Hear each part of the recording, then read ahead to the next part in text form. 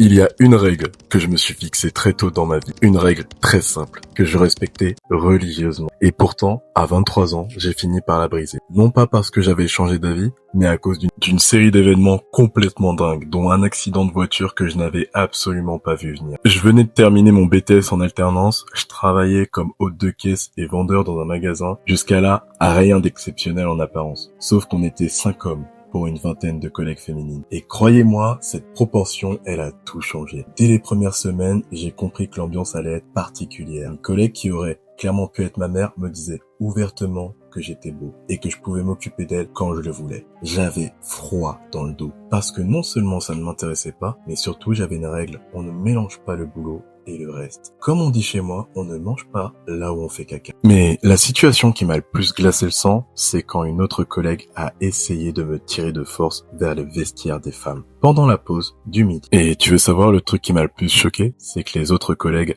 regardaient sans intervenir, comme si elles attendaient de voir ce qui allait se passer. Et du côté des hommes, c'était pas forcément mieux. Le magasinier, celui qui gère les livraisons et les colis, avait ses petites habitudes en réserve. Quand on était entre hommes, il répétait le nom de la société en faisant des mouvements d'hélicoptère. Je vous laisse imaginer, clairement, c'était pas mon humour. Lui trouvait ça hilarant, moi beaucoup moins. Tu te rappelles de celle qui avait essayé de me tirer dans les vestiaires? Eh ben, elle n'a pas abandonné, mais elle a changé d'approche. Fini la force. Elle s'est mise à me parler de films, de restos, à glisser des allusions pour des sorties possibles pendant des semaines, et je dois admettre que sa nouvelle méthode était plus douce, plus naturelle, à tel point qu'un jour, j'ai dit oui. Ouais, je sais, moi aussi ça m'a surpris. Mais bon, on s'est mis d'accord pour aller au cinéma. Simple, pas de prise de tête. Le jour du ciné, je prends ma voiture, et là, une femme débouche sur ma droite. Elle a la priorité, certes, mais elle a mis son clignotant à gauche et la voie est prise. Et au lieu de patienter, elle se met au milieu de la chaussée, je contre-braque, je finis ma route dans le poteau électrique, je sors de ma voiture, je suis hors de moi. Elle est visiblement terrifiée. Les gens commencent à s'arrêter. Et là, j'entends quelque chose d'incroyable. Mais t'as encore eu un accident? De la part de plusieurs personnes, toutes différentes. Toutes la connaissent. Toutes disent encore.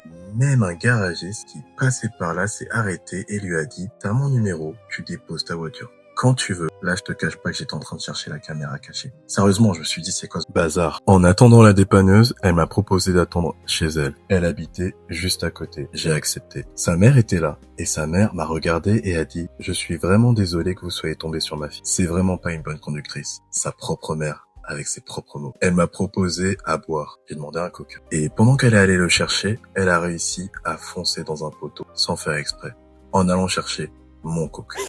Ma voiture était à la casse et moi je rigolais avec sa mère dans le salon. De retour au travail, une collègue, quelqu'un de naturel et de cool, me prend à part et me raconte que la collègue avec qui je devais aller au ciné avait absolument tout raconté. Elle avait raconté à tout le monde ce qu'elle voulait me faire pendant la séance. J'y ai d'abord pas cru. Puis une autre personne me l'a confirmé et là j'ai réalisé deux choses. 1. J'avais perdu ma voiture. 2. Cet accident m'avait probablement évité une situation que j'aurais détestée. Donc, merci le poteau. Par rapport à la conductrice, elle m'avait laissé son numéro pour le constat.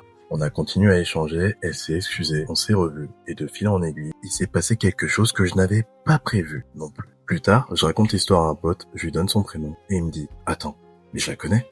Je connais sa famille.